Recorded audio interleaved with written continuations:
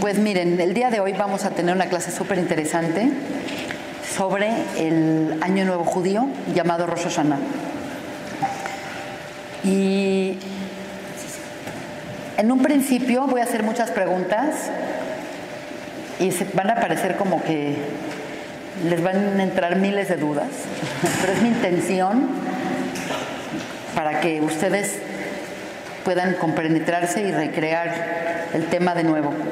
Lo que pasa es que cuando llega un año nuevo, normalmente la gente, pues decimos, bueno, ya, termina una cosa, viene otra. Estamos tan acostumbrados a esta dinámica que de pronto no paramos a entender qué se está jugando y qué está sucediendo en cada una de las festividades. Ahora, la primera cosa que tengo que decirles es que el nombre de la festividad se llama Rosh Hashanah, que significa la cabeza del año.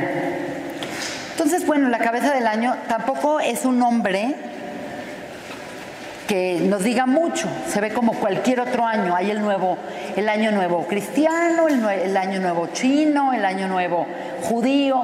Pues como que cada cultura tiene su nuevo año. Entonces, pues ahora les tocó a un grupo, después les tocó a otro grupo. Pero la realidad es que el término Rosh Hashanah, estrictamente hablando, es un término que no viene contemplado en la Biblia. Entonces, cuando analizamos bien el trasfondo de esta fiesta, a diferencia de muchas otras fiestas, es una fiesta que no viene contemplada en toda la Biblia. Entonces, no es tan obvio que la festejemos. Es más, podríamos decir, y esto es muy importante mencionarlo, que el origen de esta fiesta es un origen, se podría decir inclusive obscuro, porque al no estar contemplado en la fiesta, entonces ¿de dónde sale? Y bueno, de eso se trata la clase y mucho más. Así que bueno, comencemos. Primero que todo, les quiero decir que normalmente las festividades judías tienen un ancla histórica que las avala. Por ejemplo, tenemos las 3 fiestas de los regalim, que son las fiestas de peregrinaje que están contempladas en la Biblia, que son la fiesta de Pesaj, que es la Pascua, la fiesta de Shavuot, que es Pentecostés, y la fiesta de Sukkot, que es la fiesta de los tabernáculos o de las cabañas. Las 3 fiestas están mencionadas en la Biblia, y no nada más están mencionadas, tienen un anclaje histórico. Quiere decir que cuando llega Pesaj, estamos conmemorando algo que históricamente sucedió, que es la salida de Egipto. Cuando llega Shavuot, estamos haciendo históricamente la festividad porque Dios entregó la Torá, la Biblia, en Sinai al pueblo de Israel. Entonces hay un hecho histórico que está detrás de la fiesta, soportando el significado de la fiesta. Y lo mismo Sukkot, celebramos la salida y el viaje, el camino por el cual los israelitas pasaron hasta llegar a la tierra de Israel. Pero cuando vemos la fiesta de Rosh Hashanah, que es el inicio de todas las fiestas, es el inicio del conteo del año, etcétera, etcétera, nos topamos con un problema muy severo. No existe la fiesta y no está mencionada en la Torá. No está mencionada. Entonces tú dices, bueno, entonces ¿de dónde los rabinos, los sabios de Israel, se fumaron y se sacaron esta festividad? ¿De dónde viene esto? Entonces quiero decirles cómo aparece la festividad en la fiesta, en la Torá, que no es Rosh Hashanah, y el significado que esto tiene y cómo se infirió que si es esto y pasa esto, entonces es Rosh Hashanah. Quiere decir, es una fiesta que llegamos a ella de manera indirecta y de manera deductiva, mas no es tan obvio como debería de ser. La fiesta aparece con otro nombre, entonces la palabra Rosh Hashanah no aparece, eso que les quede claro, y lo que sí aparece es una fiesta que llaman la fiesta de descanso de la luna nueva del séptimo mes. Y esta fiesta en la Torá es llamada Yom, ahorita se los voy a traducir, Zichron Teruah. Entonces, hay una fiesta que sí está mencionada en la Biblia, que es una fiesta de descanso. Todas las fiestas judías son fiestas que uno no debe de hacer trabajo creativo, ni trabajo comercial, etcétera, etcétera.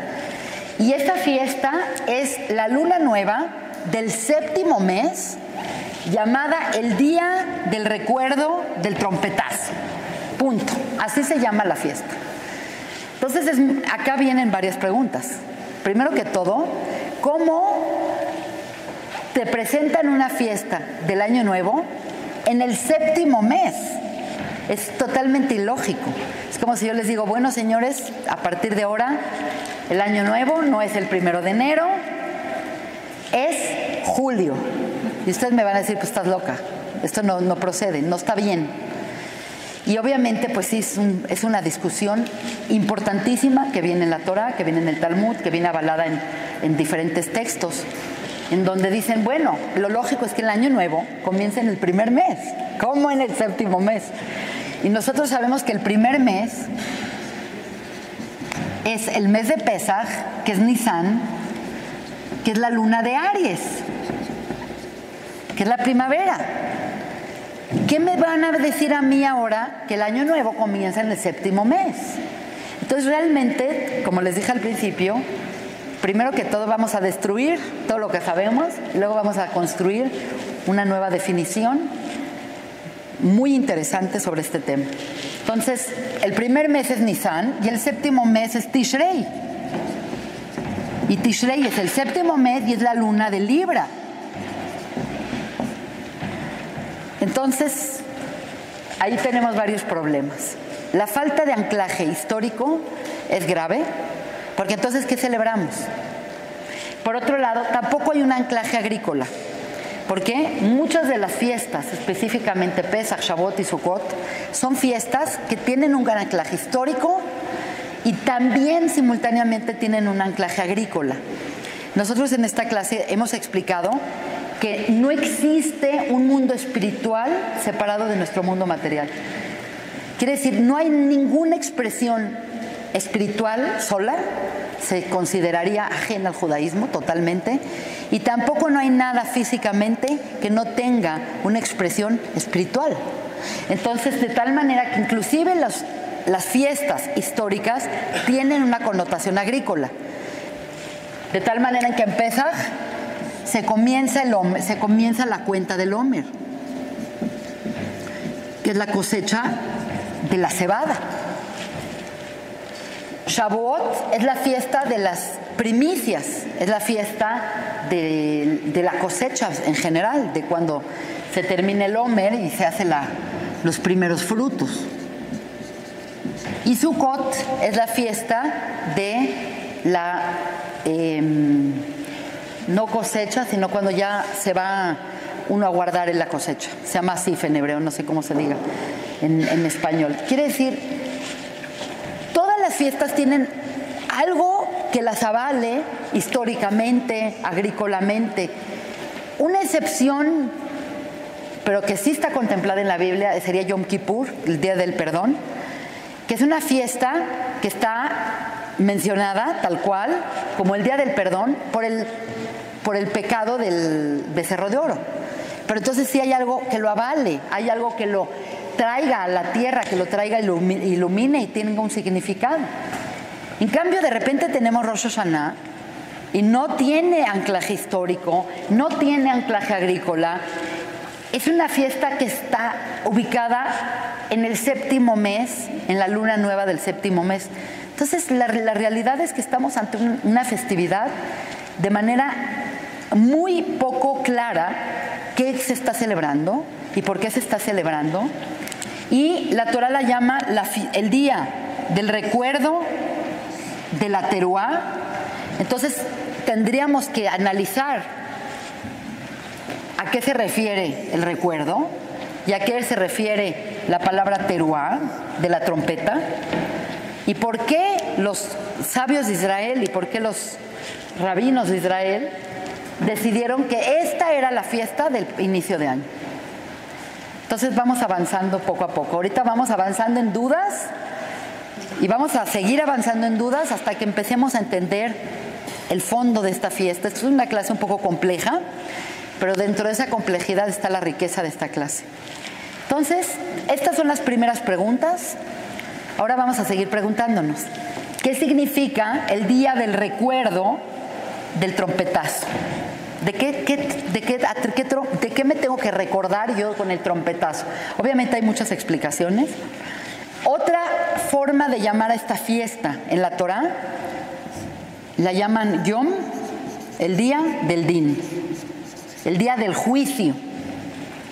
Entonces, aparentemente hay una relación importante entre el año nuevo, el juicio, el recuerdo y el trompetazo. Y entonces cuando yo les expongo esto, me van a decir, pues, ni idea de qué se refiere. Es muy complejo. ¿Y por qué eso es el año nuevo? Entonces, quiero poner la atención de todos nosotros en una importante discusión talmúdica entre dos grandes rabinos del pueblo de Israel. Y esto nos va a llevar a echar un poco más de luz al proceso de lo que se está jugando acá. Eso a su vez nos va a llevar a entender qué tiene que ver el recuerdo, qué tiene que ver la truá y qué tiene que ver el din. El din es juicio. Y bueno, nosotros tenemos ya de entrada el concepto de que Tishrei y Libra, pues es la balanza. Y pues en la balanza es medir qué está bien, qué está mal, habla de juicio. Entonces ya tenemos ese concepto, pero ahora voy a traer ese concepto, por qué tiene que ver con el año nuevo y qué tiene que ver eso con el trompetazo y por qué el trompetazo finalmente tiene que ser a través de un cuerno de carnero y no a través de un clarinete o un corno o una flauta, que sería más lógico o más fácil, por así decir. Entonces, todas estas cosas las vamos a ver de tal manera que los invito a que vayamos desarrollando este tema en conjunto, poco a poco, y siempre al final vamos a dar un espacio por si quedaron dudas pendientes para que esto se aclare. Ahora, en términos muy generales, si a cualquier persona que no está metidísima en filosofía y simplemente llega a la fiesta de Rosh Hashanah, le dicen, bueno, ¿y qué celebran? Y te van a decir, bueno, es el aniversario de la creación. Es el aniversario de la creación. Entonces, si es el aniversario de la creación, pues marca el inicio del tiempo, inicia el tiempo, el calendario, y por lo tanto, pues todo lo que fue creado tiene por definición un inicio y por otro lado tiene un fin. Es que nosotros vemos a este mundo como un mundo eterno, pero este mundo no es eterno. Lo único que es eterno es Dios. Entonces, para que pudiera existir creación, tiene que haber algo que no es eterno. Entonces, quiero hablar de dos conceptos muy importantes.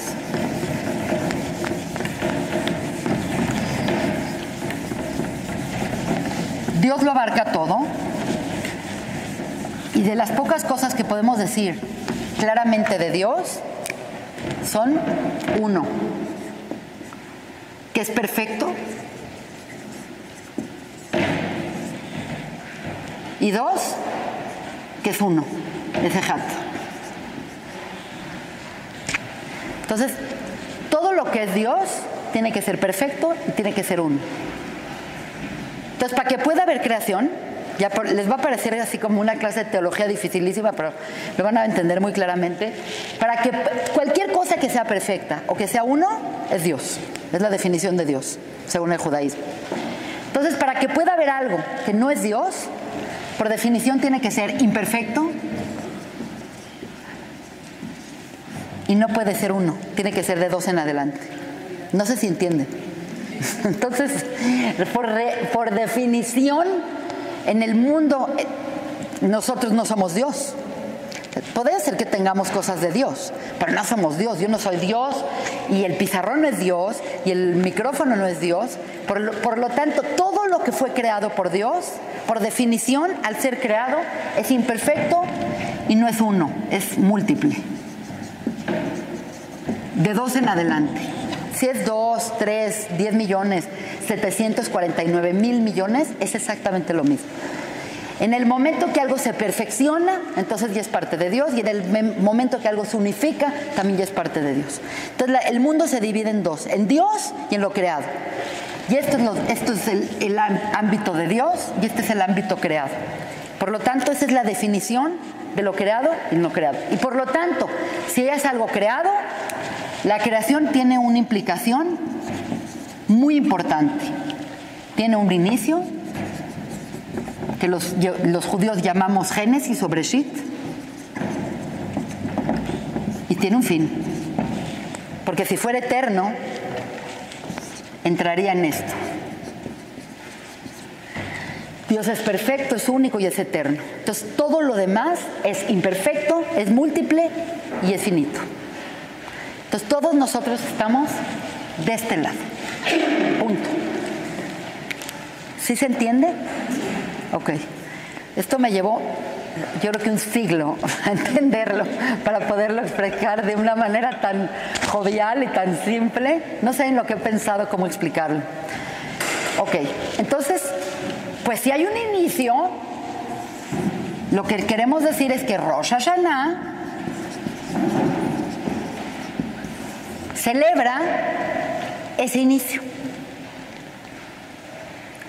¿Qué tiene que ver con el cuerno? ¿Qué tiene que ver con el recuerdo?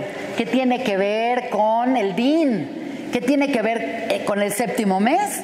No he contestado. Y ahorita lo vamos a platicar. Pero quiere decir, esto es verdaderamente un tema filosófico sumamente interesante. Y les vaticino y les aseguro que la mayor parte de todo mundo, inclusive de todos los judíos, van al templo, celebran, oyen el cuerno del carnero, comen la manzana con miel, se la pasan de lujo y hacen todo, y ni siquiera hemos recuestionado y preguntado estas preguntas. Porque estas preguntas de verdad están ahí en nuestros ojos, pero estamos tan acostumbrados a celebrar que hay una inercia, que ahí nos vamos en automático, estamos en piloto automático, viendo un año y otro año y otro año esta situación sin cuestionarnos. Entonces verdaderamente es muy importante para mí dar estas clases, porque aunque no lo crean, la beneficiada de todo este proceso soy yo, de cuestionarme y romperme la cabeza. Entonces ya cuando llego acá, yo ya tuve la ganancia de haber estudiado y entender un poquito del panorama, porque el año que entra voy a venir con otras preguntas y me van a decir, no, pues esto no se acaba, pero en efecto no se acaba. Por eso vamos a estar acá hasta que nos moramos. Así es, así se ve que va a pasar, porque acá no hay finalidad. Entonces, los voy a llevar ahorita a una importantísima discusión talmúdica, de la cual hemos platicado en otras clases, para que entiendan por dónde va la cosa. La discusión aparece en el Talmud, en el libro que habla de Rosh Hashanah.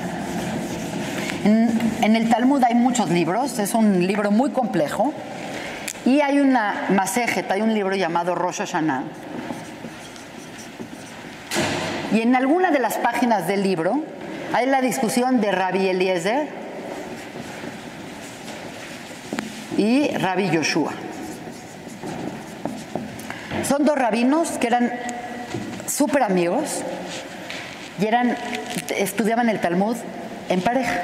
El Talmud se tiene que estudiar en pareja, porque cuando una persona tiene un concepto y tiene una idea y tiene un entendimiento de algo, hace todo para proteger su idea y retroalimentar su idea y forjar su idea. Y la verdad es que el Talmud nos viene a explicar que ni yo tengo razón, ni el otro tiene razón, sino la razón o una verdad sale en la dinámica de información que hay entre una parte y otra parte. Quiere decir, la realidad es tan compleja y tiene tantas caras tiene tantas caras que dice la Torah que todas las cosas que vemos tienen 70 facetas de entendimiento. Entonces, se tiene que estudiar siempre con alguien más, porque si no tú te quedas en tu caballo montado viendo una sola cara de la verdad. Entonces, cuando tienes a otra persona junto a ti, la otra persona dice, no, tú estás viendo esto, pues yo estoy viendo esto. Entonces se hacen discusiones y en esa dinámica y en esa dialéctica es que salen a relucir verdades más profundas. Entonces, cuando una persona estudia Talmud o estudia Zohar o estudia bien seriamente algo, es muy importante siempre estudiarlo con otras personas. Y estos eran una pareja que estudiaban juntos el Talmud, día y noche, eran los sabios más grandes de Israel, y se traían una discusión mayor, no porque estaban peleados, sino que cada uno estaba, no, yo veo esto, tú ves esto, en la cual decían, ¿cuándo se creó el mundo? Y Rabbi Eliezer dijo, en Tishrei, que es el séptimo mes, y Rabbi Yoshua dijo, no, en Nisan, porque es el primer mes. Y esto se empezó a escalar, quiere decir, uno decía y el otro decía y uno decía y el otro decía, y no se ponían de acuerdo hasta que se empezó a volver casi ya un problema ideológico, y cada uno traía sus pruebas y nadie convencía a nadie, y como eran los grandes de la academia y eran los grandes maestros, pues cada uno tenía sus alumnos, entonces los alumnos de él discutían con los alumnos de él, y esto se empezó a volver escalado al punto de que ya se volvía casi una guerra civil entre las ideas de un rabino y las ideas de otro rabino. Y cada uno venía con su argumento totalmente bien estructurado de por qué el mundo se creó en Tishrei, y el otro venía y decía, no, el mundo se creó en Nisan. Y estaban peleándose, pero ya la cosa se empezó a poner mal. Ya no trascendió la discusión coloquial de la yeshiva, y esto ya se empezó a volver un problema político, casi así como, ¿tú a quién le vas? ¿A este o a este? Y si le vas a este, pues yo no me voy a llevar contigo. Así, una cosa tremenda. Y bueno, en términos muy generales, cuando tú ves Nisan es la primavera. Y cuando, sin ser un genio y sin ser un sabio y sin saber lo que dice el Talmud y la Torah y el Mishnah y todo esto, simplemente cuando vives en un lugar invernal, por ejemplo, y de repente llega la primavera, tú ves árboles que pensaste que estaban muertos, todo estaba apagado, no había nada, y de repente en un día llega la primavera, se instala la primavera, y lo que estaba muerto cobra vida, y el árbol que no tenía una hojita se llena de hojitas, y el que tenía pocas hojitas se llena de flores y de pajaritos. Entonces es totalmente intuitivo ver que el mundo se renueva una y otra vez en la primavera. Es totalmente, visualmente es absolutamente lógico de pensar que la primavera es cuando comienza la renovación. Tú crees que el árbol estaba muerto y viene la naturaleza a decirte, no estaba muerto, no nada más no estaba muerto, está vivo, y ahora viene con un rigor, y en el lapso de una semana, no sé si se han dado cuenta, un árbol que estuvo 3 meses semimuerto se puede llenar de hojas y de flores y de vida. Y ese poder de renovación lo vemos claramente en Nisan, que es la primavera. Y por otro lado, la Torah nos dice que es el primer mes. Entonces, ¿por qué tener la mente chueca y decir, no, el inicio del año es en otoño, cuando ya todas las hojas están volando, y es cuando cambia el clima, y es en el 7º mes? Entonces, realmente, desde un punto de vista superficial, pues Rabbi Yoshua tiene razón. Es lógico que sea Nisan, pero por otro lado, Rabbi Eliezer tenía sus argumentos que eran más que profundos. Esto se puso de un color que tuvo que venir, que es rarísimo, una intervención divina, que se llama un bat kol, una voz celestial, y entonces apareció esa voz y les dijo, ya cállense, los dos tienen razón. Entonces se quedó la duda peor, porque ahora no nada más uno tenía razón o el otro tenía razón, ahora vino Dios y les dijo, cállense porque los dos tienen razón. Entonces, pues la gente se cayó y se dejaron de pelear, pero realmente en términos reales no se aclaró la discusión. O es una o es otra. Los seres humanos nos gusta decir, o es A o es B, o está vivo o está muerto, o está acá o está allá, pero no, ¿qué significa que los dos tienen razón? Bueno, esto, cuando el Talmud nos está hablando de la época más o menos de la destrucción del segundo templo, que es la época de la era común, el inicio de la era común, el 70, el 100 de la era común. Bueno, pues se quedó todo esto en ascuas, se quedó en paréntesis, detenido, hasta el siglo XII o el siglo XI, cuando un rabino, que les voy a decir ahorita quién es, hay un comentarista de la Biblia, que nosotros los judíos consideramos el comentarista más brillante que ha habido en toda la historia, que se llama Rashi. Bueno, no se llama Rashi, se le dice Rashi, porque hay tantos rabinos que entonces se les hace nombrecitos como para que te acuerdes de quién es. Este es Rabino Shlomo Yitzhaki, que vivió en la Alsacia y Lorena en la Edad Media. Alsacia y Lorena es un territorio medio francés, medio alemán, ahí, donde dicen que la cocina es excelente. Y Rashi es un comentarista iluminadísimo de la Torah, y todos sus comentarios son espectaculares. Cualquier persona que de verdad se quiere meter en el texto tiene que agarrar la Torah con Rashi y ver lo que dice Rashi, porque todo lo que dice Rashi es absolutamente brillante. Bueno, Rashi no habló de esta discusión, pero Rashi tuvo 3 hijas. Cada una era más genia que la anterior. Eran unas muchachas brillantes, increíbles. Y estas hijas, una de ellas, creo que se llamaba Miriam, tuvo un hijo, quiere decir un nieto de Rashi. Se volvió un rabino muy importante que se llama Rabbeinu, nuestro rabino Tam. También es el acrónimo de varias palabras. Y este Rabbeinu Tam revivió la discusión de Rabbi Eliezer y Rabbi Yoshua 11 siglos después y dijo, ya entendí la discusión y ya entendí por qué salió la voz del cielo y ya entendí cómo está la cosa. Y les voy a explicar cómo está la cosa. Entonces quiero contarles qué dijo él. Rabbeinu Tam dijo lo siguiente. Dice, y esta es una explicación como coloquial, es mucho más profunda de esto, pero Rabbeinu Tam dice que así como la narración de la creación, si ustedes agarran Génesis, muchos de ustedes lo han leído, la narración de Génesis tiene 2 versiones diferentes, lo cual es muy difícil de explicar, porque estás diciendo que pues, la más importante narración de toda la Biblia es la creación del mundo y la creación del hombre. Y la complejidad de esto es que en la parashá de Génesis, en los primeros versos del Génesis, la misma narración aparece 2 veces con diferentes contextos. Entonces, en esta clase, nosotros, los que hemos estudiado Génesis a profundidad, ya vimos esto. Pero se las voy a resumir para que entendamos, porque esto va a explicar esto, y esto nos va a explicar qué es Rosh Hashanah. La primera narración de Génesis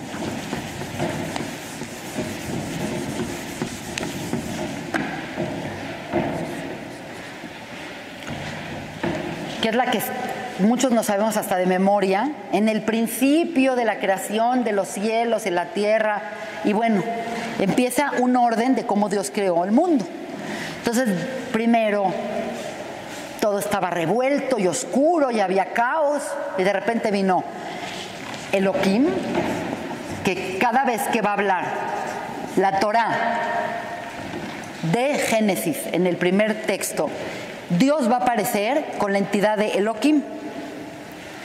Yo ahorita les voy a explicar qué es, porque cada nombre de Dios tiene otro atributo y tiene otra forma de explicar con qué fuerza estamos relacionándonos. Entonces empieza a decir Elohim, que creó el primer día la luz y vio que estaba bien y dijo, muy bien. Segundo día, separó las aguas, separando las aguas de arriba y las aguas de abajo. En el tercer día, crea la vegetación. En el cuarto día, posiciona las luminarias, la mayor y la menor. En el quinto día crea los animales y lo hace con un orden darwiniano. Quiere decir, el orden con el que presenta la Biblia a los animales es un orden que va de acuerdo a la ciencia. De tal manera que primero, pues, la vida se crea en el agua, en el mar. Posteriormente sale la vida del mar y vienen los anfibios, los peces, los aves. Después vienen vertebrados, después vienen los mamíferos inferiores, luego los mamíferos superiores. Quiere decir, el orden es perfecto. En el sexto día crea los animales superiores, crea al hombre y a la mujer. Y en el último día, como sabemos, crea un concepto llamado reposo, que no es reposo, sino es dejar de transformar. Y dice, y Dios vio que todo era bueno, le dio el visto bueno, le puso palomita a todo, dijo que era muy bueno, y ahí acaba la narración de Génesis, la primera. Entonces, lo que nos llama la atención de esta narración, en resumen, es que siempre que habla de Dios con la entidad de Elohim. En segunda opción es que hay un orden precioso, metódico y perfecto. Y en tercer lugar, llama mucho la atención cómo describen la narración de cómo fue creado el hombre. Porque cuando vemos esa narración dice, Zahar Benekeva Baraotam, hombre y mujer, o masculino y femenino, fueron creados. Y aparentemente se entiende que era un solo ser, o eran dos seres pegados, pero que tenían la misma altura y la misma importancia, lo femenino y lo masculino. Al punto que el Rashi nos dice que esto de Zahar y Nekeva Baraotam puede significar que era un hombre andrógeno o hermafrodita. Quiere decir, estaba integrado lo masculino y lo femenino en ese mismo ser. Termina la narración. ¿Cuántas veces dice Elohim? 32 veces. Que es muy interesante este número, ya lo hablaremos más adelante. Termina esa narración y tú dices, bueno, ya acabó la narración de Génesis. Bueno, que nos cuenten lo que sigue. No. Lo que sigue es otra narración de Génesis. Y en la segunda narración de Génesis, que empieza con las palabras Eile Toldot Shamayim Vaibaram, que significa, estas son las crónicas del cielo y la tierra cuando fueron creadas. En ese día, en esa narración, termina decir, estas son las crónicas, inmediatamente hablan de un hombre que fue creado, no te hablan de orden, no te hablan de los animales, no te hablan del sol, la luna y el agua, sino te hablan de la creación en general y te hablan directamente del hombre y cómo este hombre fue puesto en un lugar llamado el Jardín del Edén. Y entonces cuando tú ves esta segunda narración, nosotros porque en general somos gente creyente, pero la gente que no cree piensa que esto es dos narradores contando dos historias que no se pusieron de acuerdo. De verdad, la crítica bíblica se agarra, este es el dulce de los críticos bíblicos, que dicen, mira, no tiene nada que ver la narración 1 con la narración 2, te está hablando de dos autores diferentes, así que ni te creas que la Torah es divina y que Dios la escribió, nada, acá hay dos narradores. La segunda narración difiere de la primera porque cada vez que va a hablar de Dios, no dice Elohim, dice Hashem Elohim. Quiere decir, dice la palabra Yud Hei Vav Hei, que es Hashem, el nombre, que no se menciona por respeto, más Elohim. Entonces, de repente Dios ya no es nada más Elohim, ya es Hashem Elohim.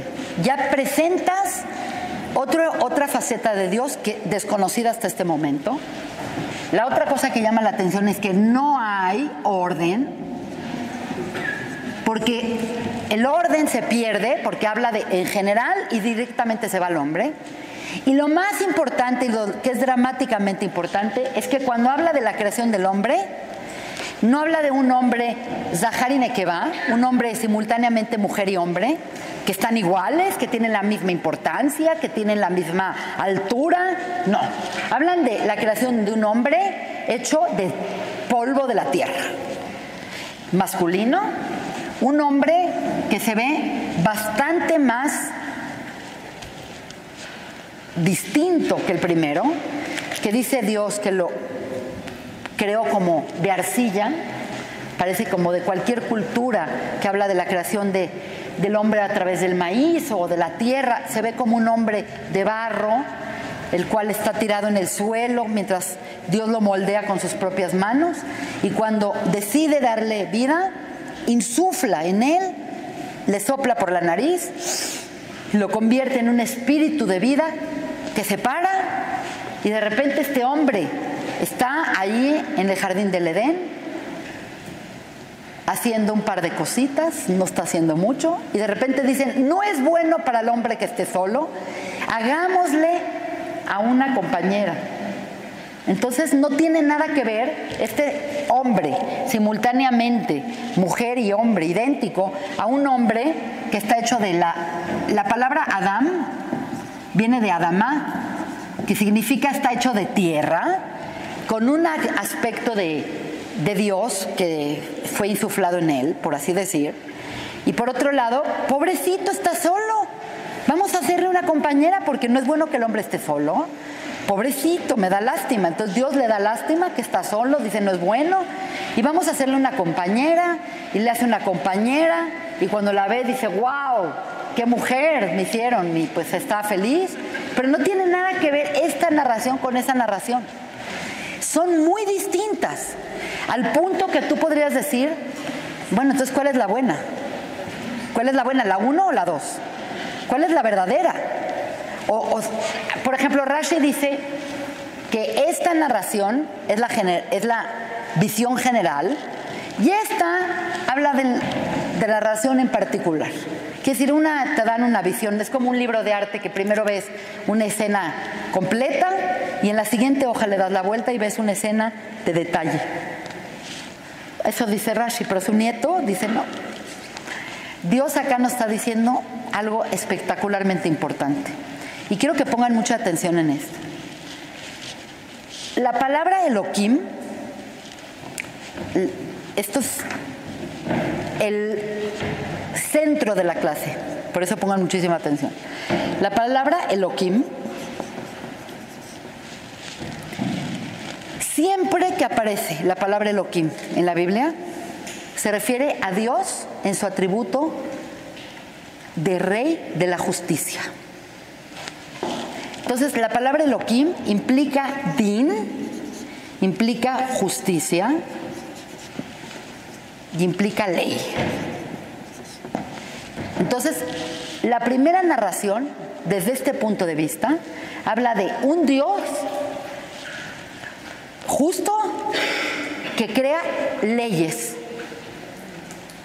Podemos llamarle las leyes de la naturaleza, las leyes del mundo natural, lo que queramos decir. Y no nada más eso. La palabra Elohim en gematria, saben que gematria es el valor numérico de cada letra hebrea, tiene un valor. Hay muchos tipos de gematria, pero básicamente la Aleph, por ejemplo, es 1, la Bet es 2, y así las 22 letras, cada una tiene un valor numérico. De tal manera que las palabras, más allá del significado, también tienen un significado numérico. Entonces, cuando una palabra tiene un número y otra palabra tiene el mismo número, tú tienes que encontrar una congruencia entre esa palabra y la otra.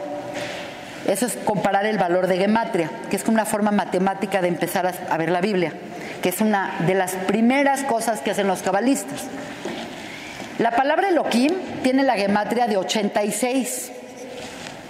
Y 86 tiene la misma gematria, el mismo valor numérico que la palabra Ateba, que significa naturaleza, la naturaleza. Entonces, lo que quiero explicarles es que esta primera narración, Dios es presentado como el Dios que crea las leyes naturales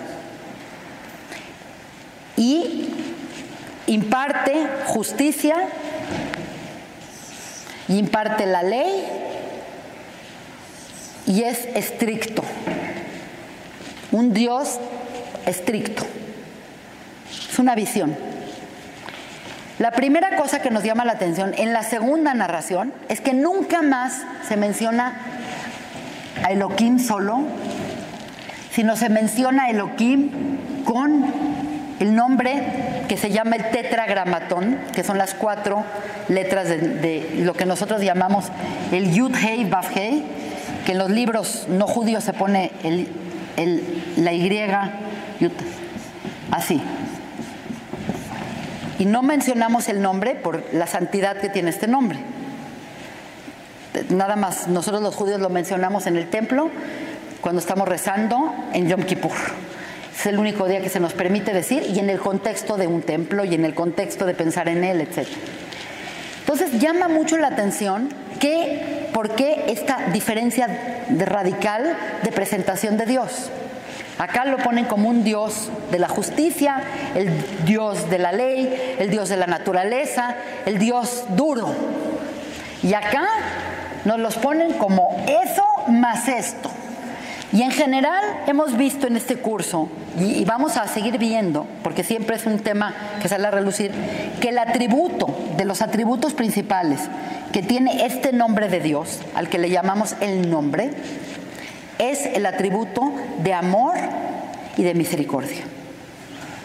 Entonces, en la segunda narración no está permeada por la naturaleza y por la ley y por la justicia divina y por la fuerza, sino en esta está el mismo entidad que crea justicia, que crea leyes, que crea todo, pero que también nos ama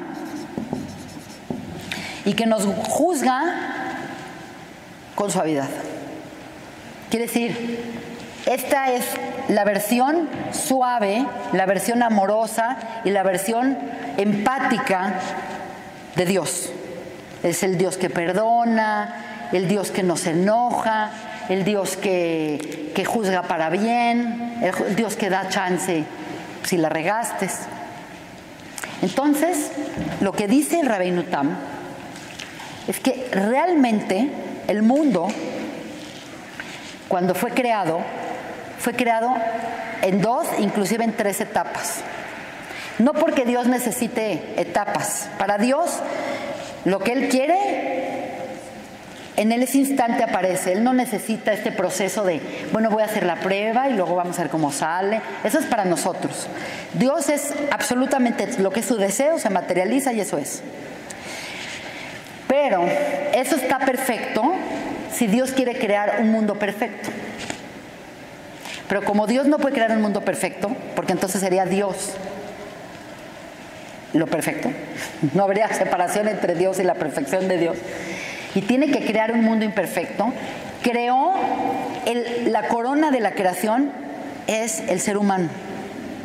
Y el ser humano, a diferencia de todo lo creado, está hecho imagen y semejanzas divinas, lo cual significa que tenemos libre albedrío. Y el hombre, cuando tiene libre albedrío, tiene la peculiaridad que puede escoger bien y la puede regar. Y Dios contempló esa posibilidad de que si realmente quieres darle libertad, le tienes que crear la opción A y la opción B. Y la opción A es la que Dios quisiera que todos tomen, pero Dios no nos puede hacer robots, porque si nos hace robots, entonces no tenemos libre albedrío, entonces no tenemos imagen y semejanza divina. Entonces nos da la opción de escoger mal. Al mismo ser que creó y que mantiene y que sostiene y que le da vida y comida y le da todo, ese mismo ser lo puede escoger, lo puede amar, le puede rezar, y ese mismo ser se puede voltear y puede escupirle a Dios en la cara. Y Dios lo sostiene. Es increíble cómo Dios se contiene para darle existencia a un ser que lo puede rechazar. Es una cosa espectacular. Entonces, como creó este ser, y este ser somos todos nosotros, porque todos nosotros somos Adán, Él puso en un inicio, que es el primer narración de Génesis, Él puso la creación en el estándar perfecto de cómo Él hubiera querido que fuese. Como el arquitecto que dice, voy a hacer una casa, tengo este terreno, voy a hacer 2 pisos, 5 cuartos, pisos de esto, baños así, cuarto de servicio, tanto de garage. Él pone exacto como quiere el plan, de tal manera que la primera narración es el ideal, el plan maestro de cómo Dios quería crear el mundo. Y en ese plan maestro, Dios es el Dios de la justicia, el Dios de la ley. El mundo se sostiene por la ley y por la justicia. En ese mundo, lo femenino y lo masculino tienen exactamente el mismo peso. No es que son iguales, pero no son uno más importante que otro, uno más grande que otro, la mujer más débil que el hombre más esto que la mujer. No existía esta diferencia, sino en el mundo ideal era un mundo que se sostenía con un orden perfecto, con leyes perfectas, donde lo femenino y lo masculino, que trasciende a las mujeres y a los hombres, porque en el mundo hay una parte masculina, una parte femenina, todo se complementaba perfecto. Pero este mundo, en realidad, que es el mundo ideal, nunca se llevó a cabo. ¿Por qué no se llevó a cabo? Porque en el instante que creaban al hombre y el hombre lo hubiera regado, le aplican la ley divina y ese mundo ¡paz!, se destruye. Porque no hay nadie en el mundo que no la riegue. Porque por definición todos nosotros los seres humanos somos seres imperfectos que venimos a arreglar algo que a priori ya está mal. Porque esa es la definición de nosotros. No hay perfectos. Ningún hombre ni Moisés fue perfecto. La Torá pone a cada quien en su luz natural de cómo fue. Gente perfectible, gente que podía aspirar a la perfección, gente que estaba en un nivel muy alto, pero no hay perfección. Nadie creado es perfecto. Nadie. Ninguno de los profetas, ninguno de los patriarcas fue perfecto. Este falló con los hijos, este falló con las mujeres, este falló con la piedra. Todos fallan. Y tomando en cuenta que el hombre falla, porque esa es la definición del hombre, entonces Dios no puede crear un mundo y aplicarle todas las de la ley, porque entonces cuando aplique todas las de la ley, ese mundo lo van a tener que destruir. Pero es el mundo ideal y es el estándar que nosotros tenemos que ver cuando digamos Dios quiso un mundo y este es el mundo que Dios hubiera querido tener. Quiere decir, es el ideal, es la Constitución. Tú ves la Constitución de México y es una belleza. Cualquier persona que la ve, cualquier persona que está en el mundo de las leyes, ve la Constitución de México y está inspirada casi con divinidad. Bueno, esa es la Constitución. La realidad es nada que ver. ¿Por qué no es nada que ver? Porque estamos las personas haciendo todo tipo de excepciones y si se nos aplica todas las de la ley, no sería posible. En pocas palabras, este mundo ideal, este mundo estándar donde pone iluminado cómo Dios quería el mundo, este es el mundo que fue creado en Tishrei. Es el mundo del pensamiento de Dios. Esa era la voluntad de Dios, crear un mundo así. Por lo tanto, es el mundo de Tishrei, es el mundo de Rabbi Eliezer. Entonces, cuando la Torá nos dice que el mundo fue creado en Tishrei, claro, fue creado en concepto. En hebreo se llama eso bemachshavto, en pensamiento. El plan ideal era este. Creas al hombre con todos sus problemas y todas sus tendencias y con esa libertad, y el hombre viene a cambiar las cosas. Porque el hombre, en el instante que decide otra cosa que la voluntad divina y le aplicas toda la ley de la ley, pues lo tendrías que destruir. Por lo tanto, tuvo que venir Dios y decirle: no puedo aplicar pura ley, no puedo aplicar toda la fuerza de la ley y no puedo aplicar toda la justicia divina, porque no duraría ni medio minuto. ¿Por qué? Porque por definición el hombre viene a perfeccionarse, entonces en el camino de la perfección y de la educación la va a regar 1000 veces. Y entonces tengo que hacer un mecanismo para hacerme, como decimos en México, de la vista gorda y perdonarlo. Por lo tanto, tiene que el atributo de ley divina, el atributo de justicia divina, el atributo de tienes que hacer esto, Dios tiene que bajar su estándar, suavizar el estándar y meter su atributo de misericordia divina llamada el nombre de Dios, Yud-Kei Vav-Kei. Es un Dios que te quiere dar a pesar de tus errores. Y tus errores van a servir para que te arregles mientras... Quiere decir, tú sabes lo que yo quiero, pero es como el papá que le dice al hijo, yo quiero que llegues a tal hora, que no manejes tomado, que traigas buenas notas, que te portes de esta manera. Esto es lo que yo quiero de ti. Bueno, la verdad es que no va a sacar siempre las mejores notas, no siempre va a llegar a tiempo, va a haber variables y esas variables se tienen que tomar como en el camino para mejorarse, y para poder mejorar necesitas que Dios se ponga un poco más flexible contigo y no te aplique todas las de la ley. ¿Se entiende? Esta es la narración de cómo verdaderamente Dios creó el mundo y cómo Dios materializó el mundo físico, que es el mundo que más puede salirse de lo que era el plan divino, porque el mundo físico tiene esta tendencia. Entonces se dice que el mundo real, como lo conocemos, en pensamiento fue creado en Tishrei, que es el séptimo mes. Pero la realidad de este mundo, dada la circunstancia y dado tomando en cuenta al hombre y sus miles de problemas y defectos, etcétera, etcétera, el mundo fue materializado como lo conocemos en Nisan, que es el primer mes. Por lo tanto, la discusión eterna que había entre uno y otro, que Dios dijo, no hay discusión, los dos son verdad, sí son verdad, porque primero haces el plan y después ves cómo te sale tomando en cuenta la realidad. Y la realidad física es que tú querías una casa de 2 pisos, de 5 recámaras, con terminados tales, y la realidad es que te alcanzó para 1 piso, para 3 recámaras y para 2 baños y ya. Quiere decir, la realidad muchas veces es mucho más imperante y tiene uno que flexibilizarse a lo que es el ideal.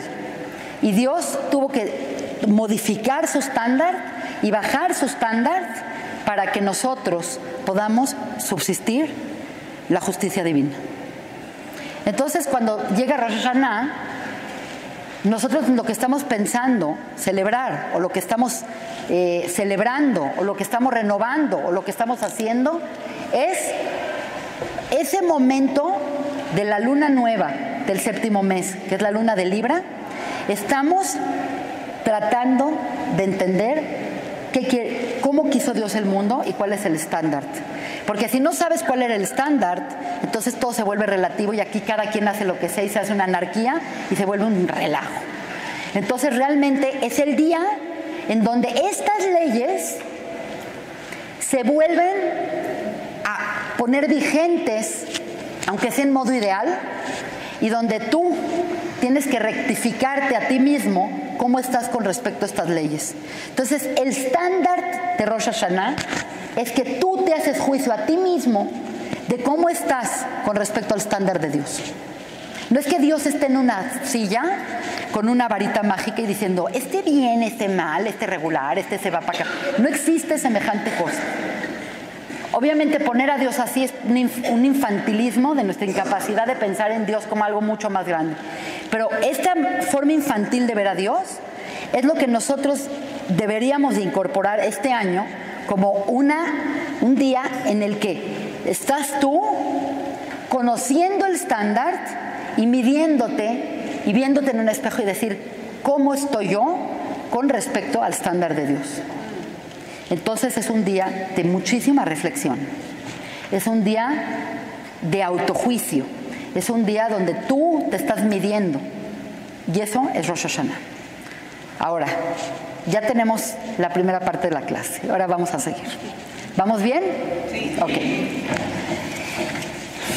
Resulta, y esto es algo muy importante, que el tiempo en el judaísmo, dijimos la clase pasada, no es algo impuesto y no es algo pasivo. El tiempo, dijimos que en el judaísmo, a diferencia de otros calendarios, es la integración del calendario solar con el calendario lunar. Por lo tanto, hay una perfecta interrelación entre los dos calendarios para recrear la energía en manera perfecta, que no sea arbitraria, que no sea como en México o como en otras partes que dicen, bueno, ahora nos queda bien hacer el 16 de septiembre, el 14 por el puente. Entonces mueven las cosas de manera arbitraria para que queden bien y para que haya vida laboral más productiva, ¿no? Los pocos días que no mueven en México es el Día de la Madre, lo cual habla muy bien de México, porque en Estados Unidos hasta el Día de la Madre lo tienen movido. Quiere decir, el Día de la Madre en Estados Unidos no es el 10 de mayo, sino es el segundo domingo del mes de mayo. Entonces puede ser el 12, puede ser el 7, puede ser el 9. Entonces el tiempo no es importante, lo importante es la conmemoración. En el judaísmo no es así. No puedo, porque me queda bien, tener Rosh Hashanah. Es más, esta clase la debería de haber dado la semana que entra, porque la semana que entra es Rosh Hashanah, pero tengo que cocinar. Entonces, la cancelé y la adelanté una semana. Entonces el calendario solar y el calendario lunar están alineados de tal manera que las constelaciones y la energía y el horóscopo y toda la energía que sucede es recreada en cada fiesta o moed. La palabra moed, mucha gente dice son las fiestas, pero la palabra moed significa cita. Una cita es que yo los invité a ustedes a las 12 para tomar una clase en donde va a haber un encuentro entre ustedes y yo en la sinagoga. Eso es una cita. Entonces el moed es lo mismo. Las festividades judías no son, ay, bueno, acuérdate de lo que pasa. No, no, no. Es juntar el tiempo en un espacio con una energía, contigo, conmigo, con yo y con Dios. Es como una mezcla donde tienes que alinear todo eso. De tal manera que, lo hemos dicho acá, que cada vez que es la fiesta de Pesaj, no es nada más conmemorar que salimos de Egipto, es agarrar la luna llena, de Aries, que está exactamente todo el sistema de constelaciones y energético alineado, recreando el mismo noche que fue la salida de Egipto. Entonces se genera la misma energía. Esa misma energía llega a nosotros en Rosh Hashanah, en la primera noche, la luna nueva del séptimo mes, que es Tishrei, que es Libra. Libra en hebreo se dice Moznaim, que es la balanza de la justicia. Entonces lo que hay de particular en la luna nueva del séptimo mes es que vamos a tocar con el deseo primario de la creación ideal,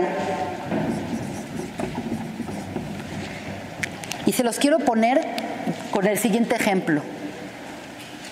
Es el día en el que Dios decide cuánta cuerda darle al mundo para que el mundo siga su proceso creativo.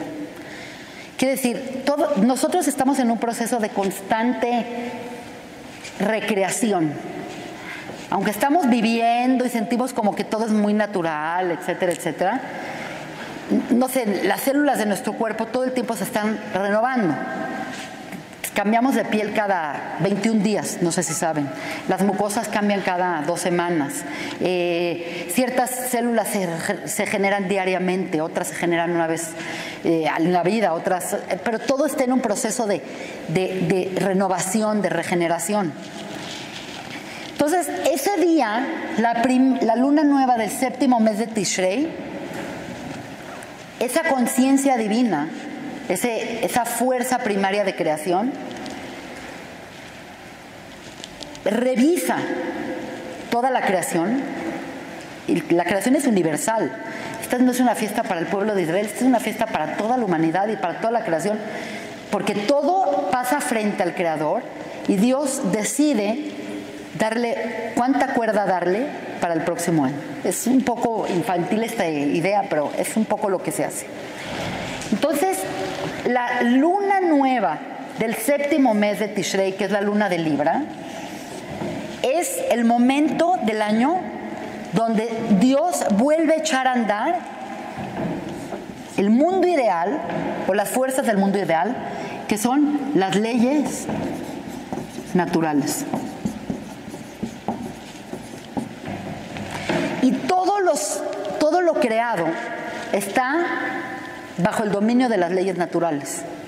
Quiere decir, si yo ahorita me subo a la azotea y me aviento de cabeza, aunque le eche muchas ganas y le pida a Dios que me salve, lo más probable es que me mate, porque hay una ley llamada gravedad y no estamos nadie por encima de las leyes naturales, porque esas leyes naturales vienen de muy arriba.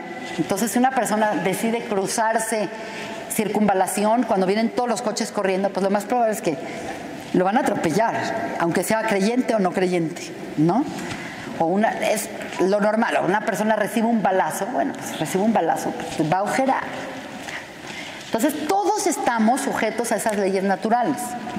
Entonces, es el día en el que se genera la energía y la fuerza de cómo esas leyes naturales van a impactar en la creación, como si fuera un golpe, y no hay nada que esté exento de esas leyes naturales, aunque seas quien seas.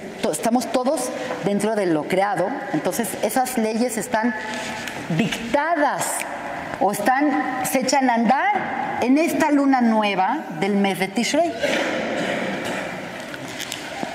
Y pues no les tengo que decir, pero la ley y las leyes naturales son tremendas. Quiere decir, el mundo natural es muy lindo y ustedes pueden prender la tele y ver Animal Planet y pueden ver todos estos de National Geographic, que son documentales fantásticos, pero la verdad son las escenas más crueles de la naturaleza es lo más cruel que puede existir en la vida. Cualquier desviación todos se mueren.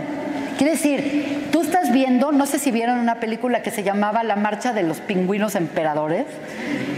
Yo llevé a todas las niñas de una clase, cuando eran chiquitas mis hijas, a verla. Fue una tragedia la fiesta de mi hija, porque lo que pasó es que vimos como una colonia gigante de pingüinos se estaban muriendo de frío y tenían que sobrevivir en un estado de inclemencia terrible del tiempo. Y finalmente, después de mucha dificultad, cada pingüino se conocía con una pingüina y se correlacionaban, y son totalmente fieles los pingüinos, más fieles que los humanos. Entonces estos pingüinos estaban, por fin, el canto de la pingüina se enamoró del canto del pingüino y se juntaron, hicieron un huevo juntos. Y tú ves con una escena divina que por fin ya tienen el huevo. Bueno, en ese momento que ya ponen el huevo, la mamá tiene que pasarle el huevo al papá, que está a 2 milímetros de él, y lo tiene que hacer en un tiempo exacto, porque si se pasa por 4 segundos, el huevito se congela y ya no hay huevo, ya no tiene función todo esto. Ahora, tiene que pasarle el huevo y el papá se queda parado empollando el huevo durante un periodo de meses. Mientras tanto, la mamá se va a buscar comida y en el camino a buscar comida están todos los predadores posibles, las focas, las morsas, las ballenas, los delfines, los tiburones, todos quieren comer y los pobres pingüinos están como locos, que saben que si no traen comida no va a tener comida ni el papá ni el polluelo, y todo el año ya no sirvió de nada. Entonces lo que sucede es que si se tardó un poquito más o se resbaló el huevo porque estaba muy resbaloso el hielo, el huevo ya se murió. Mientras la mamá, pensando que está el huevo perfecto y que el papá está perfecto, se fue a buscar comida y expuso su vida, y cuando regresa se da cuenta que no hay huevo y que se tiene que esperar otro año a ver si vuelven a poner huevo. Y en el interín muchas mamás pingüinas no regresan porque se acabó la comida o se las comieron. Entonces cuando yo llevé a ver a todas las niñas de 7 años esta película, todas estaban llorando, todas estaban deshechas y fue un fracaso la fiesta. Fue un fracaso porque yo pensé que era divino ver la vida de un pingüino y pues sí es divino, pero es extremadamente duro y frágil porque ese es el mundo natural y es el mundo de las leyes naturales y es el mundo de la justicia. Quiere decir, toda la creación está sujeta a ese mundo, excepto el hombre. Entonces, cuando llegan estas fuerzas a este mundo, vienen fuerzas implacables, tremendas, de destrucción, de hambruna, de terremotos, de cosas que vemos que pasan en la naturaleza y decimos son las leyes naturales, y sí son leyes naturales. Porque si no hubiera, por ejemplo, yo sé que después de un tsunami se mejora muchísimo la flora y la fauna de esa zona. Entonces tú dices, ay, qué bueno, pero en el tsunami se murieron todos y se destruyeron todas las ciudades. Entonces te pones en una angustia terrible. Ese es el mundo de la justicia divina y ese es el mundo de las leyes divinas y ese es el mundo que se decreta el 1 del 7º mes. Entonces, acá viene la pregunta más increíble de todo. Como es el día del juicio, pues deberíamos todos de estar histéricos, llorando y pidiendo perdón y pidiéndole a Dios que tenga compasión de nosotros, y deberíamos de ayunar y deberíamos de estar llorando y pidiéndole perdón a todo mundo por todo lo que hicimos mal. Y bueno, no sé si saben, pero es un día de fiesta. Es un día agradable, es un día que vas elegante, es un día que preparas comida linda. No nada más no ayunas, comes en demasía y comes cosas dulces y lindas y das regalos.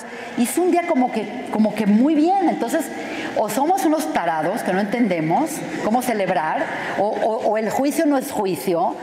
Acá hay algo que no estamos entendiendo. Y obviamente es inentendible si no fuera porque tenemos una revelación que nos dice la Torá y que nos dijo Dios qué tenemos que hacer ese día. Porque el ayuno son 10 días después, en Yom Kippur. Y no es un día que estamos histéricos. Y no es un día que estamos llorando. No ves a nadie en el templo desgarrándose y diciendo, la regué. Nadie. Todo el mundo está bien, todo está bien. Y tenemos una fórmula milenaria de cómo enfrentar este día. Y eso es lo que quiero contarles a ustedes el día de hoy. Entonces, toda la clase fue una introducción para llegar a esto. La pregunta es, ¿cómo hacer que esta fuerza creativa que viene con tanto din, con tanta justicia y tanta implacabilidad y con tanta fuerza, nos llegue a nosotros amainadamente, con tranquilidad? Y no nada más eso, pedimos que nos den vida, que nos den salud, que nos den riqueza, que nos den sustento, que nos den el mundo, que las pruebas vengan con suavidad, que todo venga tranquilo. ¿Con qué derecho pido eso? Que soy tan linda, que me lo merezco. Nadie merece nada, la verdad nadie merece nada.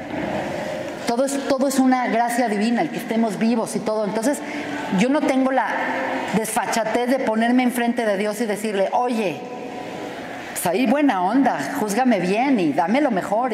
¿Por qué a mí sí y al otro no? No es esa la actitud. Entonces, el punto es, ¿cómo hacerle para que estas leyes y estas fuerzas naturales tan duras vengan a mí y sean tolerables y sean buenas y sean nutridoras y sean amables?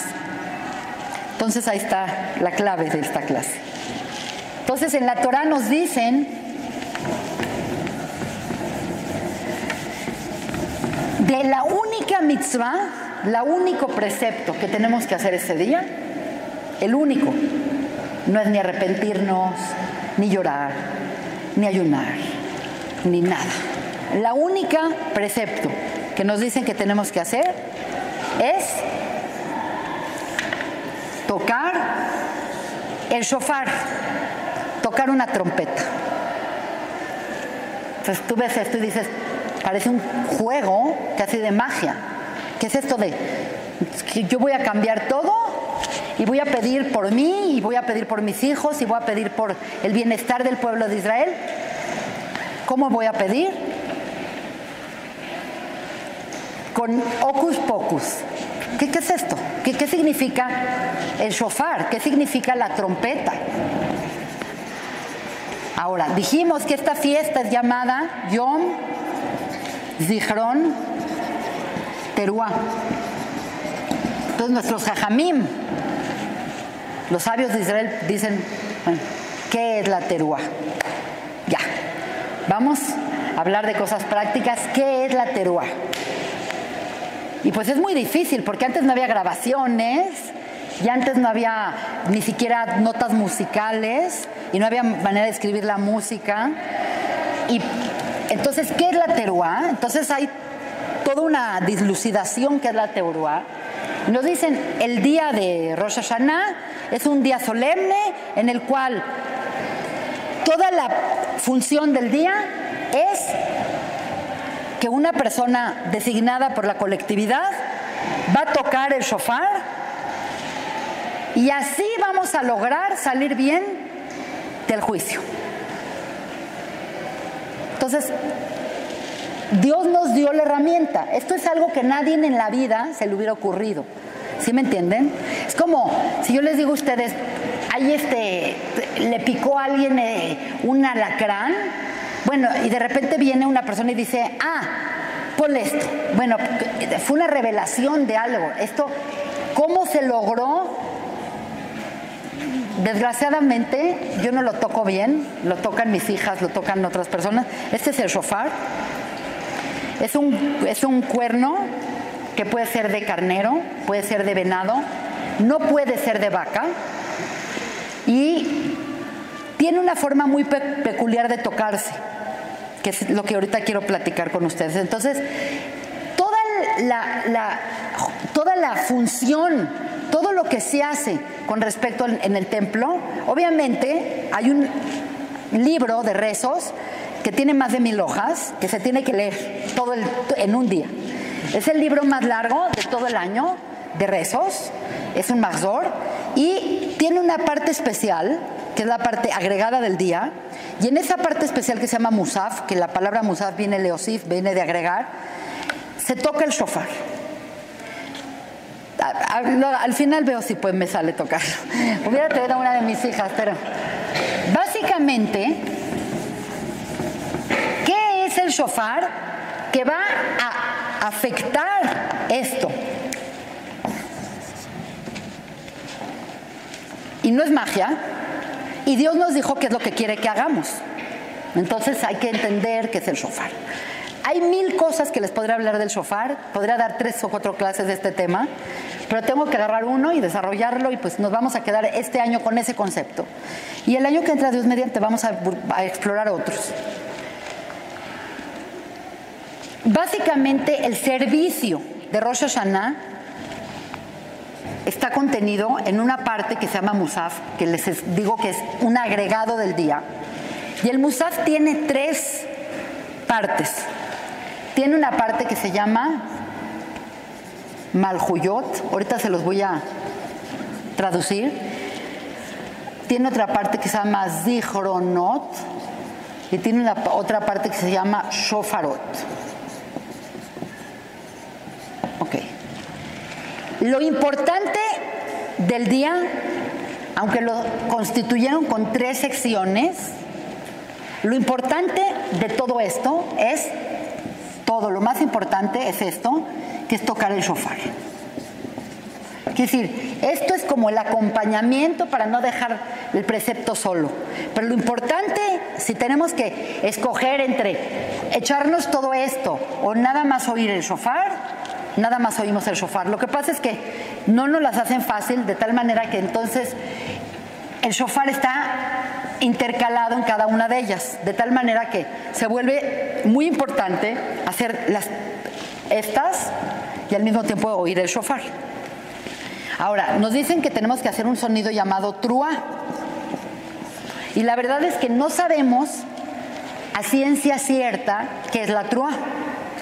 No sabemos si es un sonido de un tipo, o es 3 sonidos, o es 9 sonidos, o qué es. Entonces, bueno, hay miles de interpretaciones qué puede ser o qué no puede ser. Y lo único que yo deseo ahorita es explicarles una pequeña explicación de esto.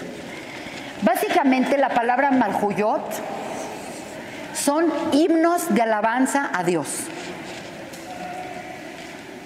Dios, tú eres nuestro creador, tú eres perfecto, tú eres la buena onda, lo que quieran decir. Obviamente hay mucho más que eso, pero es muy dura mucho, pero es himnos de alabanza a Dios, canciones de alabanza a Dios.